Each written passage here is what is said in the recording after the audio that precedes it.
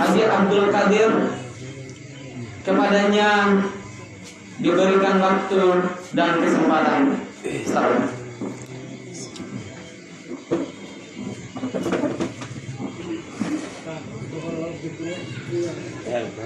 أعوذ بالله من الشيطان الرجيم.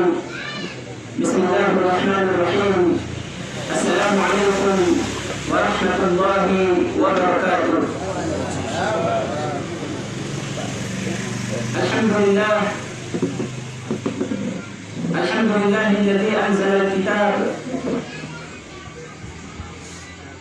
وبعث الأنبياء والمرسلين في كل أمة. الحمد لله الذي نستعينه ونستغفره ونعوذ بالله من شرور أنفسنا وسيئات أعمالنا. من يهده الله فلا مضل له ومن يضلل فلا هادي له. أشهد أن لا إله إلا الله وأشهد أن محمدا عبده ورسوله.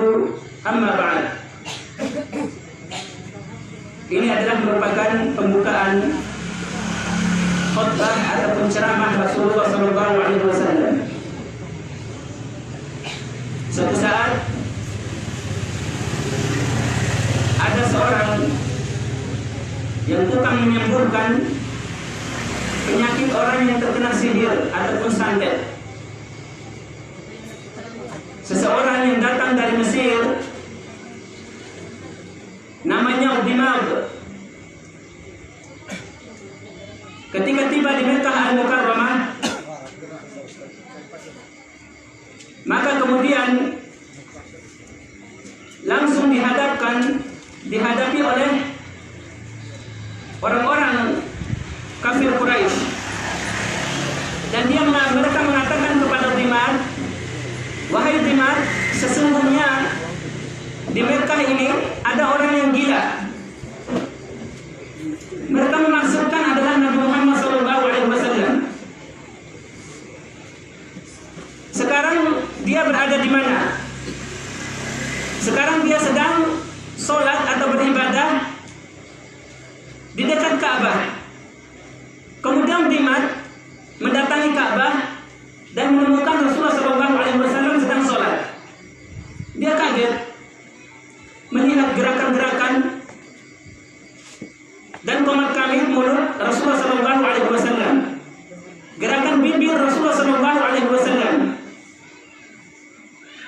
Kemudian setelah Rasulullah SAW sholat, dia mendekati Rasulullah dan menanyakan, Muhammad, saya mendengar orang berbicara ini dan berbicara ini dan mengatakan engkau adalah sedang gila. Kalau engkau mau, saya bisa menyembuhkan penyakit gilamu. Kemudian Rasulullah SAW berkata, Alhamdulillahilladzi hadana li hadza wa ma kunna linahtadiya laula an hadana Allah. May yahdihillahu fala mudilla lahu wa may yudlil fala hadiya lahu. Asyhadu an la ilaha illallah wa asyhadu anna Muhammadan abduhu wa rasuluh. Coba diulang, dia kaget. Ada perkataan baru yang belum pernah didengarkan dari tukang santet manapun, dari tukang sihir manapun. Biasanya tukang-tukang sihir atau tukang santet memiliki jampi-jampi tersendiri. Makanya ketika dia melihat gerakan bibir Rasulullah SAW, dia mengira Rasulullah sedang membaca jampi-jampi. Kemudian kata Udimad, coba ulangi kembali lagi, wahai Muhammad. Kemudian diulangi lagi sampai 3 kali.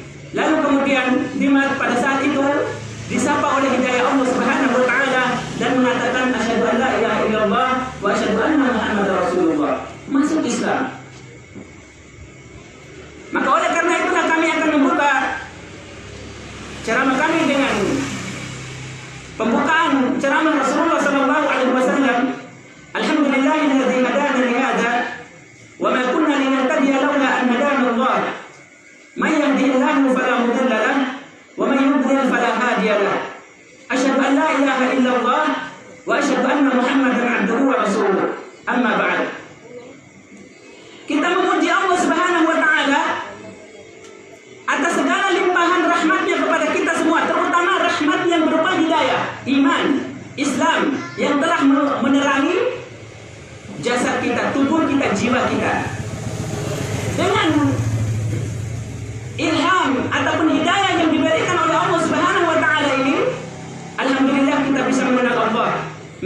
Islam. Kita bisa mengetahui bagaimana cara berpakaian yang rapi, yang sopan, bagaimana cara bergaul dengan masyarakat atau dengan sosial, bagaimana kita berbuat dan berlaku terhadap orang lain, baik itu dalam bentuk perkataan atau perbuatan. Karena Rasulullah SAW mengkabarkan bahwasanya seperti dalam firman Allah Subhanahu wa taala, sesungguhnya Allah Subhanahu wa taala membenci perbuatan yang keji, dan kita mengetahui itu melalui Islam. Dan alhamdulillah Allah Subhanahu wa taala menjelaskan di dalam firman-Nya tentang hal-hal yang haram, tentang hal-hal yang halal. Mana yang seharusnya kita makan dan mana yang kita tidak makan, yang tidak boleh kita makan. Seperti dalam firman Allah Subhanahu wa taala Quran surat Al-Maidah ayat 3. Di sana dijelaskan tentang 10 hal yang diharamkan untuk kita makan. Kemudian Allah Subhanahu wa taala juga menjelaskan kepada kita di dalam Islam ini tentang bagaimana ini yang paling penting, bagaimana kita beribadah kepada Allah Azza wa Jalla. Maka salah satu ustaz yang berasal dari Papua pernah bercerita, orang-orang yang tidak mengenal Islam di sana kaget ketika melihat ada orang yang berpakaian, karena ternyata mereka tidak memiliki pakaian. Maka kenikmatan ini, wahai kaum muslimin yang dirahmati Allah Subhanahu wa taala, harus kita syukuri. Allah Subhanahu wa taala telah menurunkan Al-Qur'an. Ternyata bukan Al-Qur'an saja yang diturunkannya. Diturunkannya Rasulullah SAW, diangkatnya Rasul menjadi Nabi Muhammad SAW untuk menjadi Rasulnya, untuk menjelaskan apa yang ada dalam Al-Quran. Maka dengan itu kita mengetahui mana yang hak dan mana yang batil. Kita mengetahui bagaimana seharusnya kita dalam hidup, menjelaskan tentang apa yang akan kita hadapi setelah kematian, apa-apa perbuatan yang baik yang harus kita lakukan dalam kehidupan ini, dan bagaimana balasannya nanti di hari kiamat. Sebaliknya dijelaskan dalam Al-Quran melalui lisan Rasulullah SAW mana saja perbuatan yang buruk yang harus kita jauhi, yang harus kita tinggalkan, karena akan mendapatkan ancaman dan balasan yang tidak baik ketika nanti di hari kiamat. Oleh karena itulah, wahai kaum muslimin yang dirahmati Allah Subhanahu wa taala, rasa syukur yang tak terhingga kepada Allah Azza wa Jalla kita harus selalu ucapkan. Kita harus selalu persembahkan untuk Allah Subhanahu wa taala. Sebenarnya pada hakikatnya kalau kita bersyukur untuk diri kita, wa may yashkur fa inna ma yashkur li nafsihi. Siapa yang bersyukur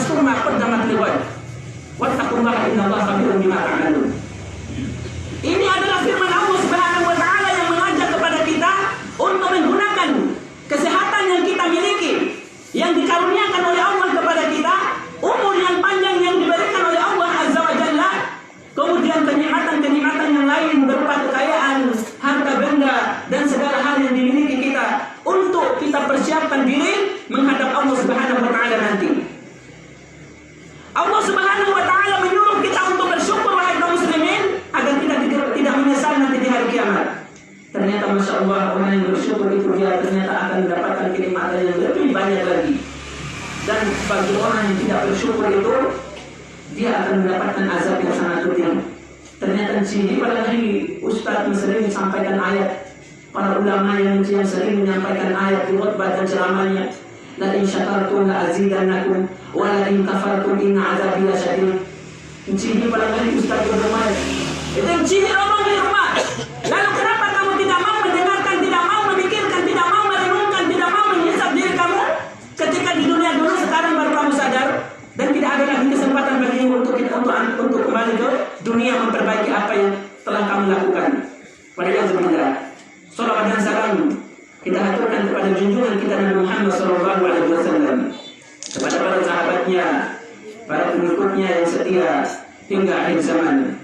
Dan semoga dari muara dan hidayah ke, semoga Allah Subhanahu wa taala menjadikan kita sebagai orang-orang yang cinta terhadap sunnah-sunnah Rasulullah, sebagai orang-orang yang selalu membela dan menghidupkan sunnah Rasulullah SAW, terutama di akhir zaman atau zaman fitnah ini. Kaum muslimin yang dirahmati Allah Subhanahu wa taala, seperti yang disampaikan protokol tadi, kita akan membahas pada malam hari ini pembahasan yang sangat mulia dengan judul faman ya'mal mithqala dzarratin khairan yarah wa man ya'mal mithqala dzarratin syarran yarah. Judul ini sangat bagus sekali.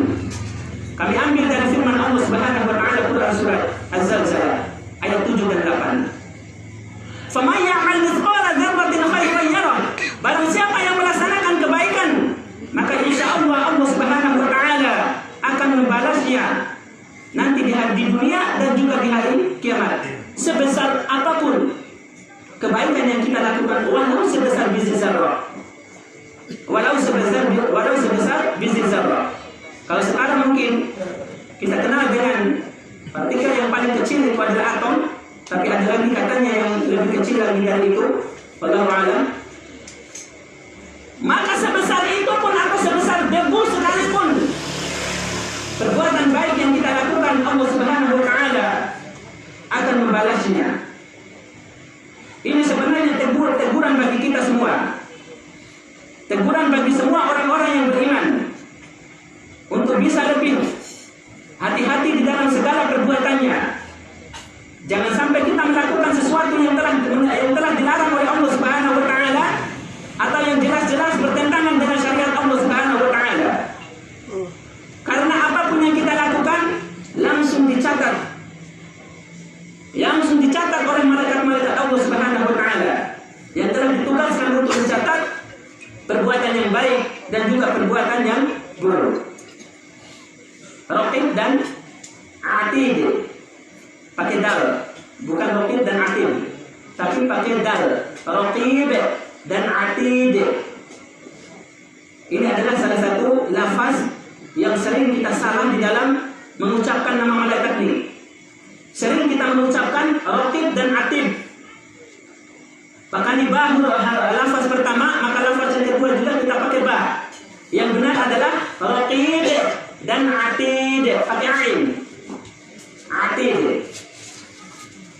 Ini seperti yang difirmankan Allah Subhanahu wa taala dalam Al-Qur'annya, tidaklah semua yang dilafazkan oleh manusia kecuali akan ditulis oleh Raqib dan Atid.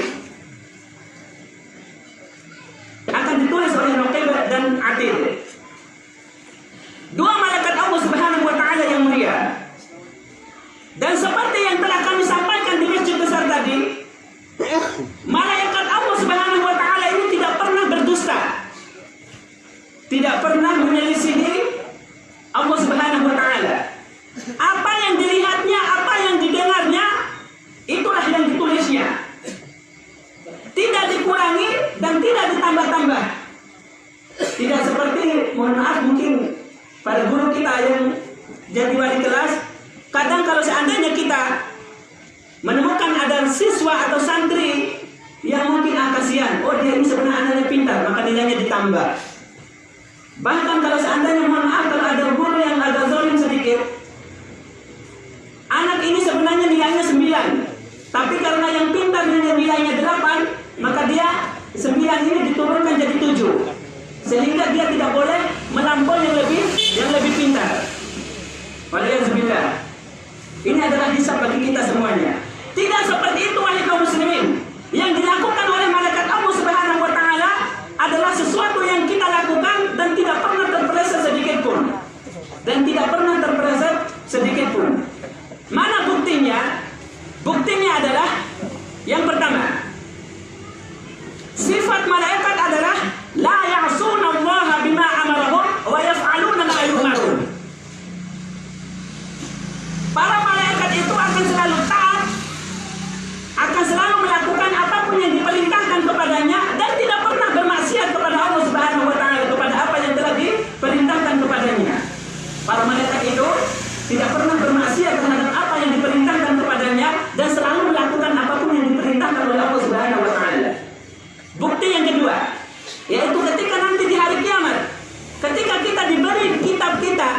kitab amal kita.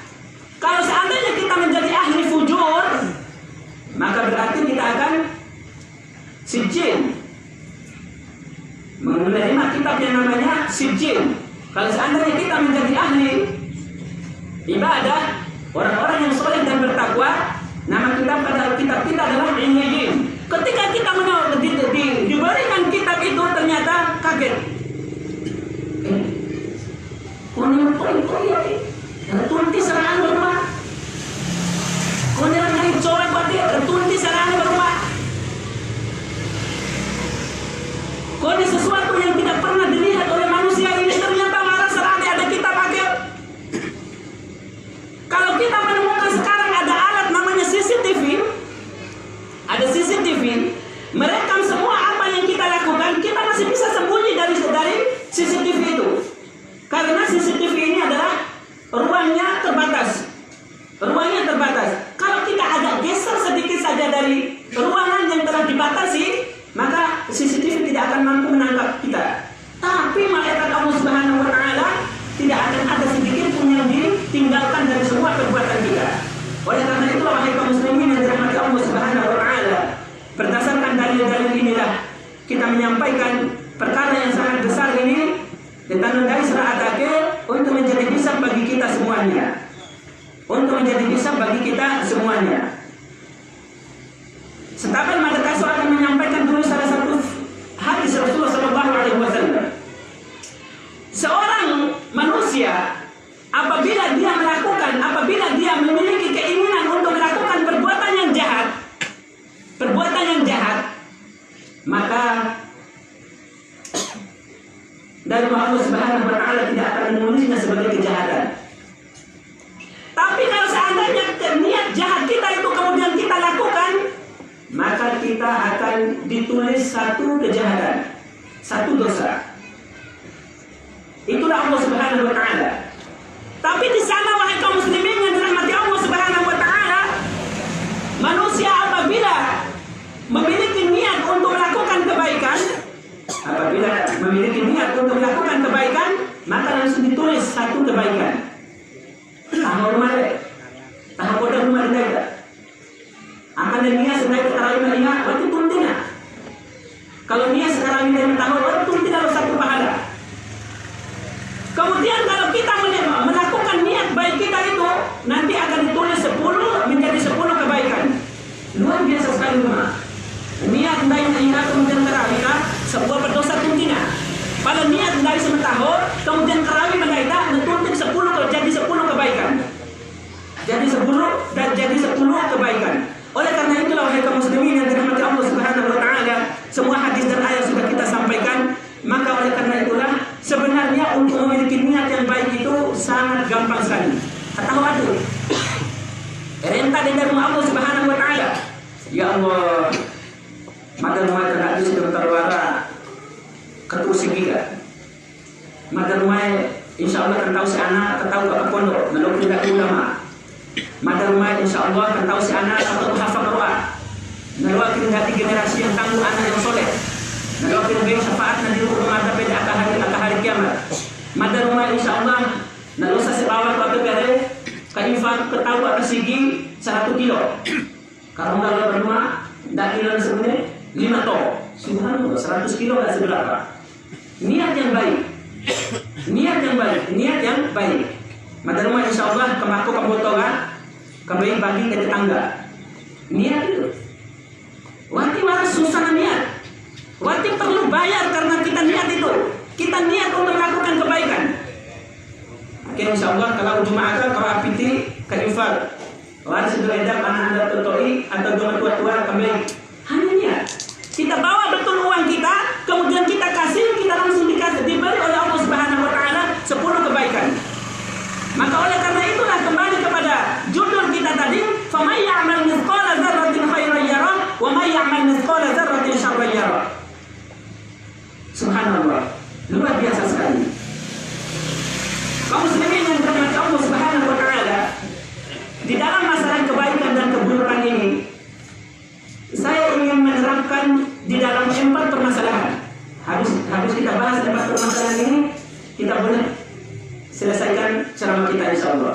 Kalian buat ada coret untuk mendengarkan apa saja dari 4 hal ini yang ingin kita terapkan kaidah dari Allah Subhanahu wa taala ini. Yang pertama adalah di dalam masalah kehidupan dengan Allah Subhanahu wa taala. Kehidupan dengan Allah Subhanahu wa taala. Faman ya'mal mithqala dzarratin khairan yarah wa man ya'mal mithqala dzarratin syarran yarah. Jadi kita akan menerapkan kaidah yang pertama dulu dengan Allah Subhanahu wa taala. Di dalam kaidah ikatan kita dengan Allah Subhanahu wa taala yaitu ibadah. Insyaallah besok ini kita bisa tahajud. Kemudian sebelum naik temaru doa ini setika doa dari Rasulullah SAW untuk ibunda kita Aisyah radhiyallahu anha. Untuk ibunda kita Aisyah radhiyallahu anha, yaitu membaca 3 qul. Kemudian kita tiupkan kedua tangan kita, kemudian kita usap mulai dari kepala sampai ujung kaki. Kemudian setelah itu berdoa sebelum tidur dan kita minta pada Allah Subhanahu wa taala, ya Allah, bangunkan saya jam 4 nanti karena saya ingin sholat tahajud. Kan nggak susah itu, nggak perlu pakai uang dan tidak perlu pakai tenaga yang banyak. Hanya modal doa saja minta sama Allah, kemudian ikhlaskan hati kita, kita berniat yang betul-betul karena Allah Subhanahu wa taala. Ya Allah, jam 3:30 nanti atau jam 3 nanti atau jam 4 nanti tolong bangunkan hamba karena hamba ingin sholat tahajud. Maka insya Allah boleh sengaja diadakan. Dan kalau seandainya kita mau melakukan kebaikan, maka kebaikan pula yang akan kita dapatkan. Walau niat mentahul, maka membalas kok kita tahu bahkan mentahul dari rumah Allah Subhanahu wa taala. Bagaimana cara Allah membalasnya? Yaitu nanti betul-betul akan dibangunkan, baik itu dengan suara kucing, melalui suara kucing mungkin, atau tiba-tiba ada orang yang ribut di dekat rumah kita, atau mungkin anak kita mungkin ngelindur, empefo, istilah empefo, kemudian kaget bangun, atau mungkin dengan kita tiba-tiba bangun. Banyak cara Allah membangunkan kita, atau tiba-tiba mungkin istri kita atau suami membangunkan, atau anak kita membangunkan. Maka itu semua adalah merupakan cara Allah Subhanahu wa taala di dalam membalas niat baik kita tadi untuk bangun sholat tahajud, dan Allah membalasnya dengan kebaikan berupa dibangunkan dan kita betul-betul melaksanakan niat baik tadi. Ini adalah ikatan kita dengan Allah Subhanahu wa taala. Kenapa kita harus niat seperti itu? Karena dalam firman Allah Subhanahu wa taala, fatahajjat bihi nafilatan laka asa an yab'atsaka rabbuka maqaman mahmuda. Ketika ini dalam Tuhan ada menesi seorang sambil tahajud puasa sunnah, menesi tarawara sambil tahajud puasa sunnah, menesi kunci sukses anakmu sambil tahajud sambil sunnah. Walau ada masalah-masalahmu, maipi pun coki dari muridmu sambil sunnah, sambil puasa sunnah sambil tahajud. Jadi itu intinya. Kunci beliau di dalam melaksanakan segala apa dalam kehidupannya, bahkan resep ini diberikan kepada orang lain, sungguh sangat luar biasa sekali. Semoga Allah Subhanahu wa taala mengampuni ibunda dan bapanda dan juga orang tua kita semuanya. Amin ya rabbal alamin. Tahajud ini adalah merupakan firman Allah Subhanahu wa taala, janji Allah Azza wa Jalla untuk memposisikan kita, mengangkat derajat kita ke posisi yang lebih bagus, posisi yang terpuji. Silakan dilaksanakan. Maka insya Allah kita akan menemukan mujarab dari trik ini.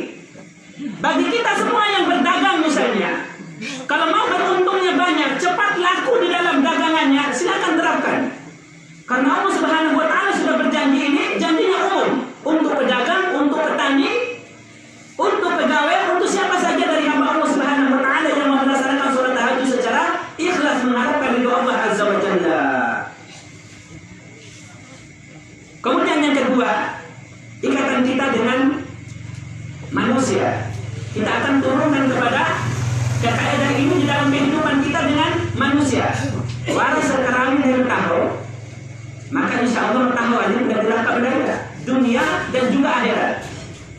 Begitulah manusia juga menilai kita.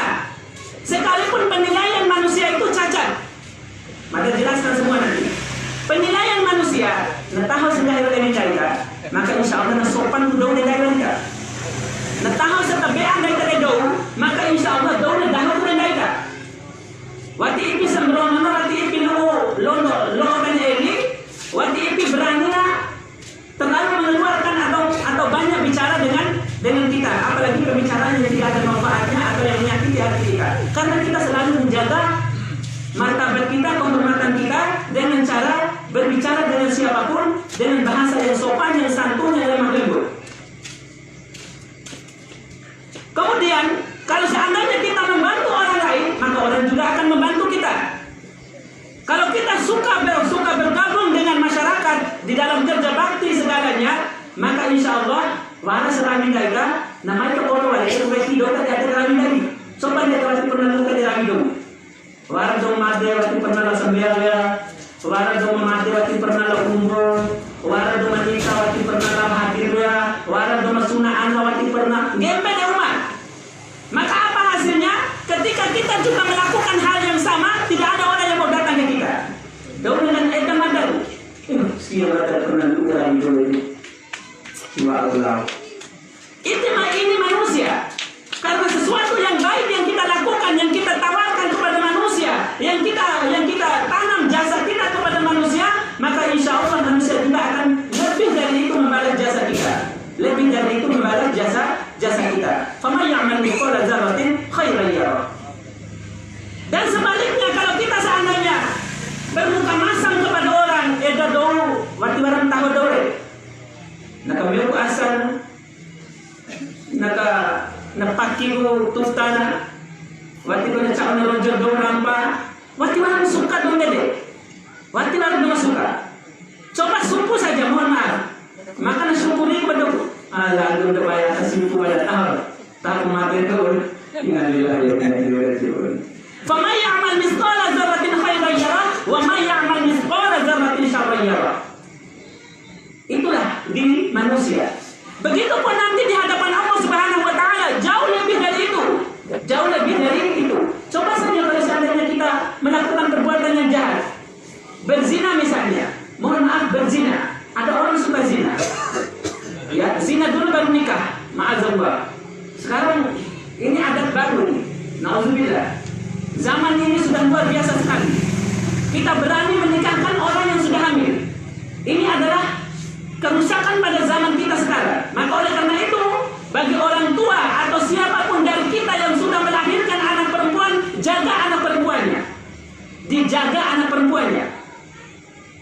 Oleh karena itulah solusi yang paling bagus untuk menjaga anak-anak kita sekarang adalah pondok-pondok pesantren. Tidak ada lagi cara. Tidak ada lagi cara. Kalau hidup di kos, itu tidak jadi orang tua. Bagaimana cara tidurnya mereka di kos-kosan? Sedangkan mereka dalam keadaan posisinya perempuan. Tapi kalau seandainya anak kita perempuan paling utama, kita sudah bawa ke pondok pesantren, maka insya Allah kehormatannya terjaga. Kemudian pakaiannya terlindungi, kemudian ibadahnya mantap, kemudian akhlaknya, adabnya, akidahnya, ketaatannya kepada Allah Subhanahu wa taala, dan siap-siaplah menjadi orang tua yang paling bahagia dunia dan akhirat. Dunia dan akhirat. Kita tinggal terima janji nanti di dalam kuburan. Karena anak kita sudah pasti jadi anak-anak yang soleha. Insya Allah mereka akan selalu mendoakan kita. Dan mereka akan kalau nanti menikah, mereka akan menjadi istri-istri yang soleha. Istri yang tidak menjadi beban bagi suaminya, yang tidak menyusahkan suaminya, yang selalu membantu suaminya di dalam beribadah kepada Allah Subhanahu wa taala.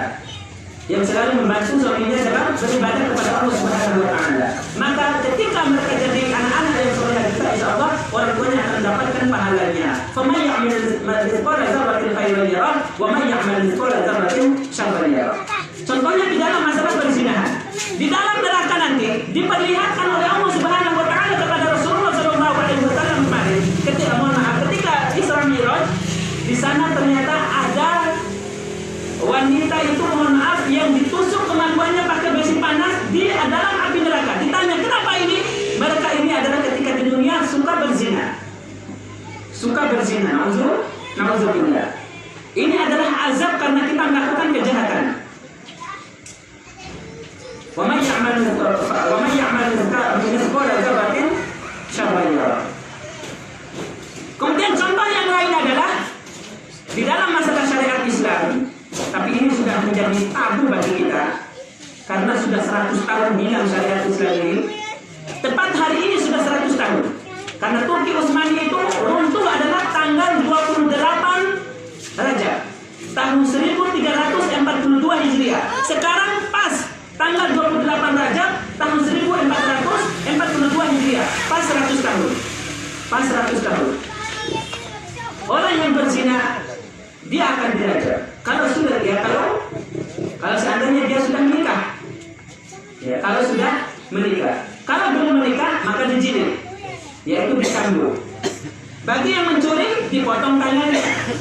Bagi yang meminum khamar kau dicambuk sebanyak 40 kali, tapi cuma dipotong cambuknya 80 kali.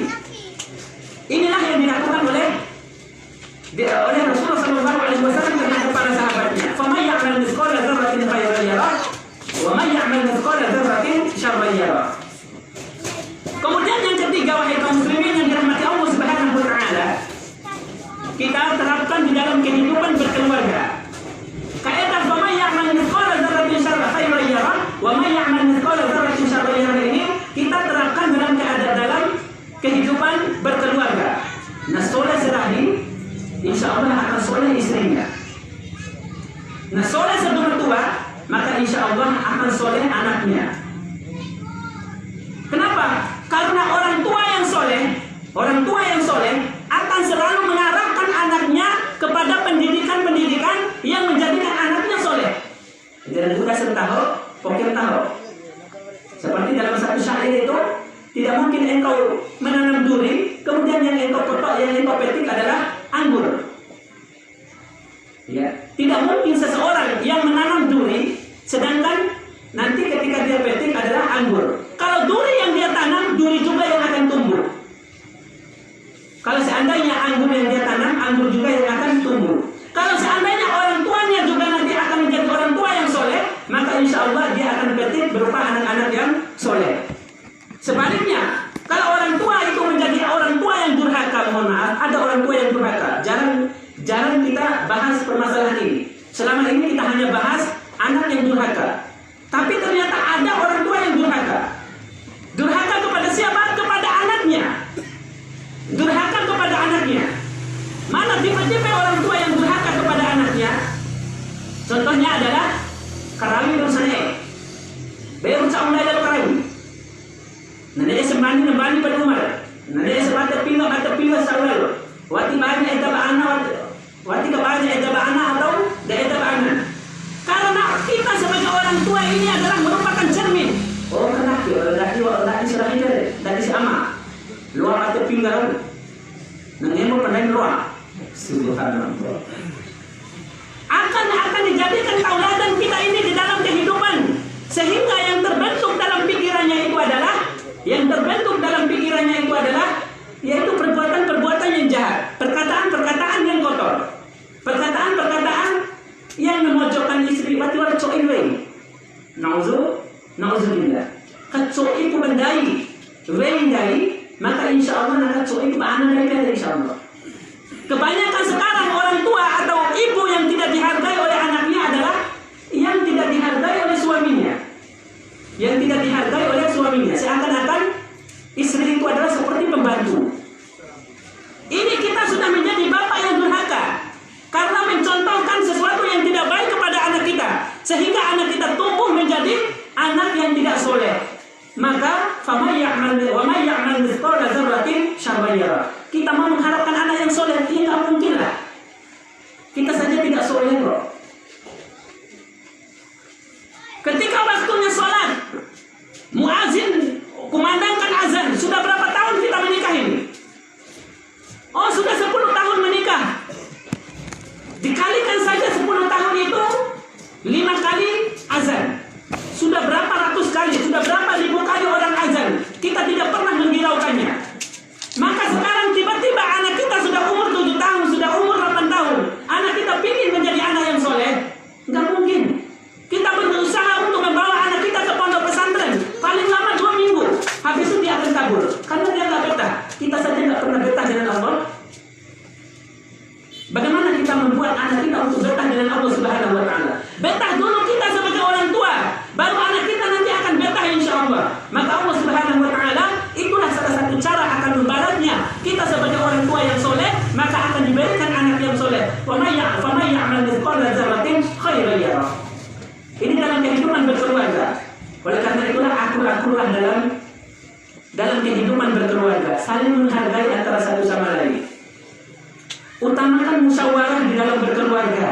jangan mengambil keputusan sepihak.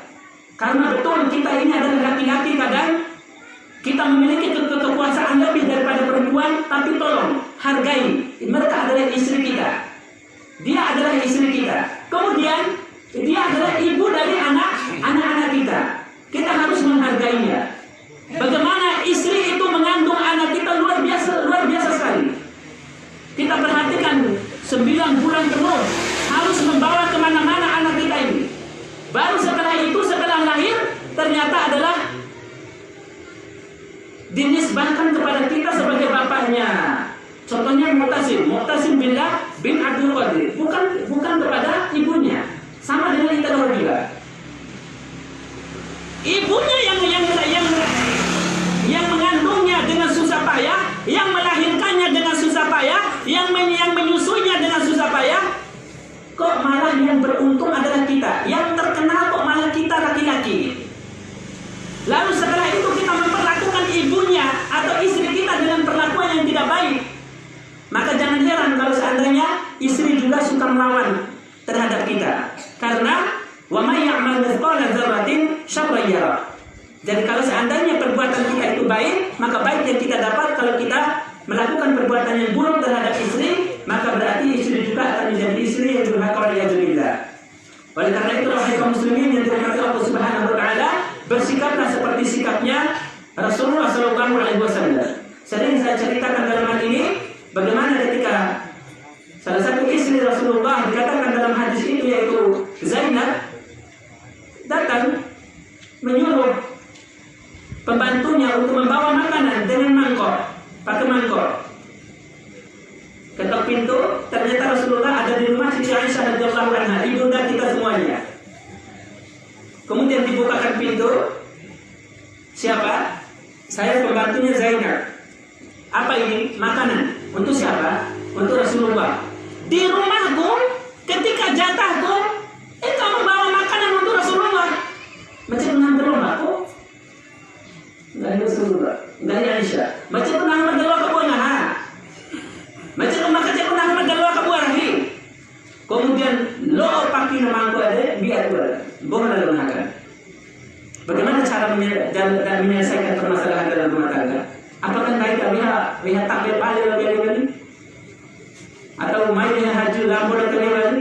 Atau baik atau bunda-bunda cawa lagi? Waliyadzubillah. Rasulullah sallallahu alaihi wasallam mengajarkan kepada kita akhlak yang baik. Makanya para ummahatul mukminin, ibunda kita semuanya, mereka sangat hormat kepada Rasulullah sallallahu alaihi wasallam. Kemudian diambilnya mangkok itu, kemudian diletakkannya di dapurnya yang sudah pecah tadi, diambilkan mangkok yang serupa, warnanya sama, bentuknya sama, kemudian berkata kepada pembantunya, ayo pulanglah, jangan engkau ceritakan apapun yang kamu lihat. Subhanallah, jangan engkau ceritakan apapun yang kamu lihat. Hadis ini diriwayatkan kembali oleh ummahatul mukminin setelah Rasulullah wafat, untuk menjadi pelajaran bagi kita semuanya. Tidak pernah diceritakannya ketika Rasulullah wafat, tapi ketika Rasulullah masih hidup, tapi diceritakan setelah Rasulullah wafat. Karena apa? Karena pesan Rasulullah tadi, jangan kamu ceritakan kepada siapapun. Subhanallah. Jadi kalau seandainya kita sebagai suami atau sebagai istri, sebagai orang tua di dalam rumah tangga kita menjadi orang yang baik, maka insya Allah kita akan mendapatkan istri kita jadi istri yang taat, atau suami kita suami yang baik. Dia jual dosin, walaupun maki-maki lagi perangga, luar biasa. Para wanita, para istri tidak bisa mengetahui apa yang dirasakan, apa yang dilakukan suaminya di luar sana. Ketika mencari pekerjaan, melakukan pekerjaannya, menyelesaikan pekerjaannya demi mendapatkan gaji, mendapatkan uang, mendapatkan biaya untuk kehidupan keluarganya. Setelah pulang capek letih, kemudian yang didapatkan adalah muka yang murung, muka masam, bahkan mohon maaf, mendapatkan istrinya sama sekali tidak cantik sekali, tidak ada menariknya, rambutnya belum disisir, keringatan, bau, apa yang diharapkan suaminya. Akhirnya apa? Suaminya tidak betah di rumah. Maka oleh karena itu jangan salahkan suami, salahkan diri kita karena belum bisa menjadi istri yang baik, istri yang soleh, istri yang soleha, yang selalu melayani suaminya. Sehingga nanti apa? Suami malah mencari kelezatan di luar. Kelezatan di luar. Waliyahzubillah. Semoga Allah Subhanahu wa taala melindungi rumah tangga kita semuanya dan rumah tangga orang-orang yang beriman dimanapun mereka berada. Tapi semua itu harus ada usaha. Kita tanam sesuatu yang baik, maka yang baik yang akan kita dapatkan. Seperti yang sampaikan Muhammad Sidina akan. Maka insya Allah suami istri itu kalau di rumah, apa yang harus dilakukan? Ya mandilah, percantik dirinya. Mohon maaf, diperbolehkan. Maka Kasih akan menyampaikan di sini dengan terang. Dan bagi siapa yang mendengarkan perkataan ini boleh diamalkan. Diperbolehkan bagi seorang istri memakai pakaian yang ketat, tapi di dalam rumahnya, yang apabila dilihat oleh suaminya, kemudian suaminya merasa senang dan merasa bahagia dan merasa betah di dalam rumahnya. Sehingga nanti ketika beliau melihat orang di luar sana yang mungkin pakaian seksi, lebih seksi istri saya, lebih seksi bidadari saya di rumah, saya lebih nyaman. Itu setan semua. Yang di rumah adalah halal. Maka itulah yang dikatakan oleh Rasulullah SAW. Apabila engkau melihat sesuatu yang membangkitkan nafsumu di luar, maka segera pulanglah ke rumah dan lepaskan hasratmu dengan istrimu. Ini adalah di dalam masalah keluarga. Keluarga harus diselamatkan, harus menjadi keluarga yang sakinah mawaddah warahmah dengan segala usaha dari suami, segala usaha dari istri. Kemudian kita terapkan kaidah tadi, faman ya'mal mithqala dzarratin khairan yarah wa man ya'mal mithqala dzarratin syarran yarah. Yang terakhir adalah permasalahan kaidah ini kita boleh terapkan, kita bisa terapkan di dalam masalah pemerintahan dan kepemimpinan. Terutama kita yang ada di desa kita yang tercinta ini. Kalau seandainya mau menjadi pemerintah yang dicintai oleh rakyatnya, pemerintah yang disukai oleh masyarakatnya, maka berbaik-baiklah di dalam bermuamalah, berbaik-baiklah di dalam perkataan. Akan banyak protes, akan banyak usulan, akan banyak masukan dari orang-orang, karena memang dalam masyarakat itu kepalanya banyak, pikirannya juga banyak, pendapatnya juga banyak, penilaian juga berbeda-beda. Jangan menanggapi atau mengedepankan emosi di dalam menanggapi segala permasalahan.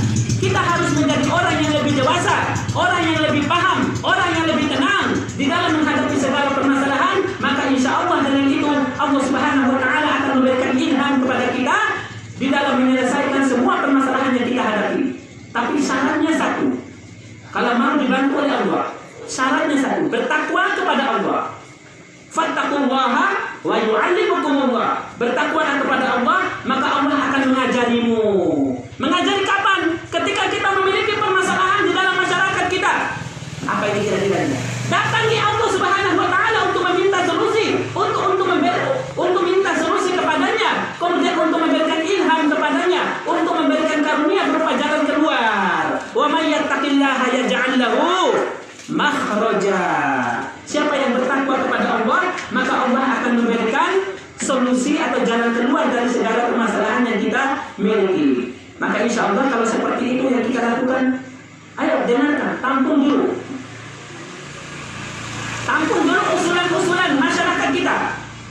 Baru setelah itu kita susun rapi usulan-usulan itu. Setelah itu baru kita rapatkan dengan teman-teman kita yang ada di pemerintahan. Kemudian di situ nanti kita akan tentukan mana dari usulan-usulan ini yang harus kita dahulukan, yang harus kita utamakan, dilihat dari kemaslahatan dan mafsadahnya.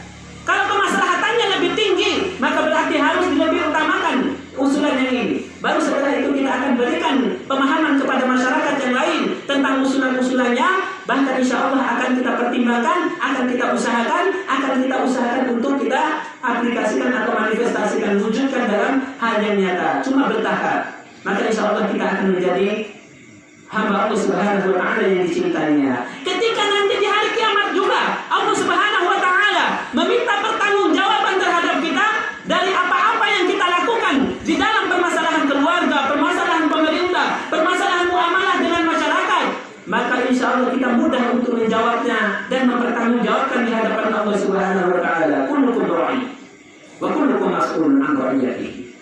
Setiap kalian itu adalah pemimpin dan setiap pemimpin itu akan diminta pertanggungjawaban terhadap apa yang dipimpinnya.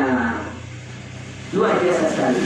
Alhamdulillah, sekaidah yang simpel ini tapi sangat bermanfaat ini ternyata bisa kita terapkan dalam segala aspek kehidupan kita. Dalam aspek kehidupan kita. Maka Kasau tadi sudah memberikan solusi bagi kita juga yang biasanya di sini bertani. Ayo bertakwa kepada Allah. Sambil tahajud mengaji, kemudian kau dia wa'akar ngaji dia selajar.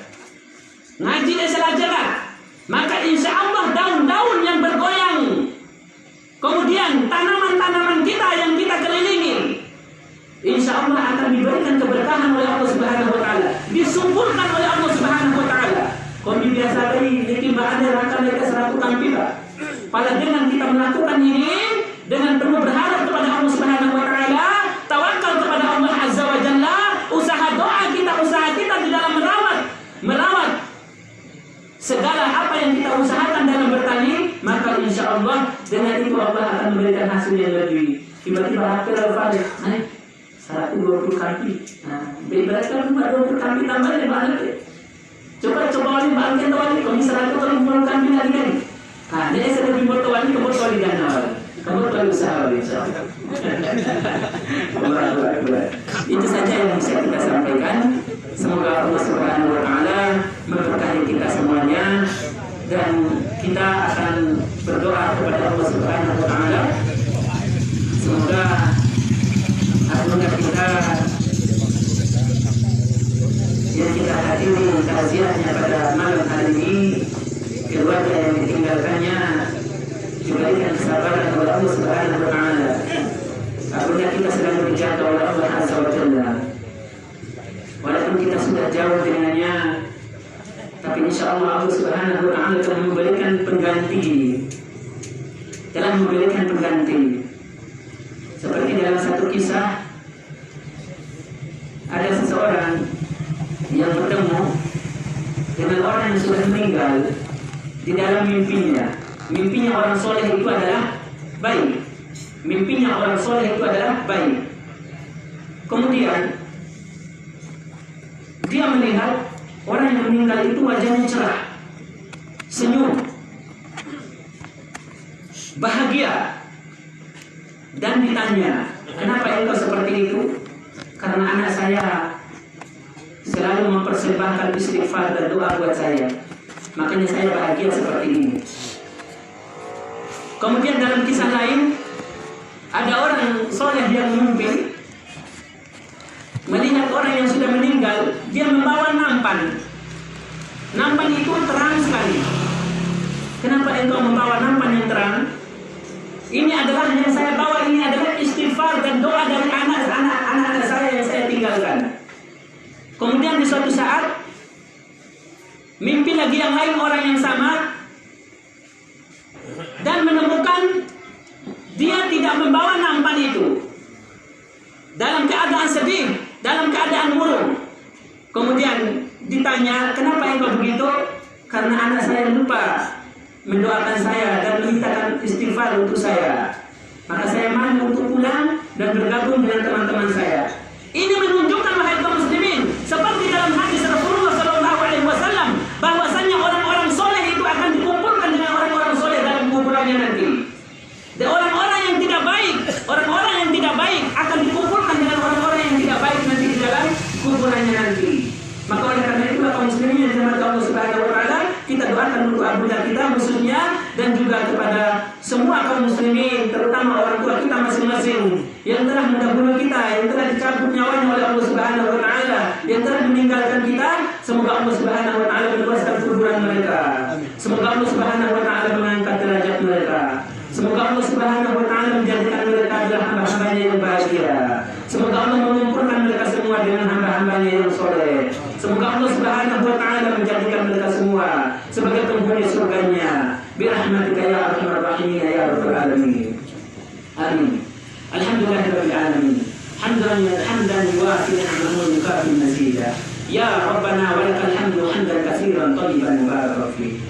اللهم صل على محمد وآل محمد كما صليت على إبراهيم وآل إبراهيم وبارك على محمد وآل محمد كما باركت على إبراهيم وآل إبراهيم إنك حميد مجيد اللهم اغفر لنا ذنوبنا اللهم اغفر لنا ذنوبنا وذنوب آبائنا وأمهاتنا وذنوب جميع المسلمين والمسلمات والمؤمنين والمؤمنات الأحياء منهم والأموات إنك سميع قريب مجيب الدعوات يا قاضي الحاجات ربنا هب لنا من أزواجنا وذرياتنا قرة أعين واجعلنا للمتقين إماما يا الله يا رب العالمين jadikanlah anugerah kami ya Allah Haji Abdullah bin Ismail ya Allah ya Allah terimalah rohnya ya Allah ya Allah dapatkan rohnya dengan rohnya para syuhada dengan rohnya orang-orang yang soleh ya Allah ya Allah gabungkanlah beliau dan juga orang tua kami ya Allah ke dalam golongan orang-orang yang soleh ya Allah seperti Engkau berjanji dalam Al-Quran ya Tuhan nafsul mutmainnah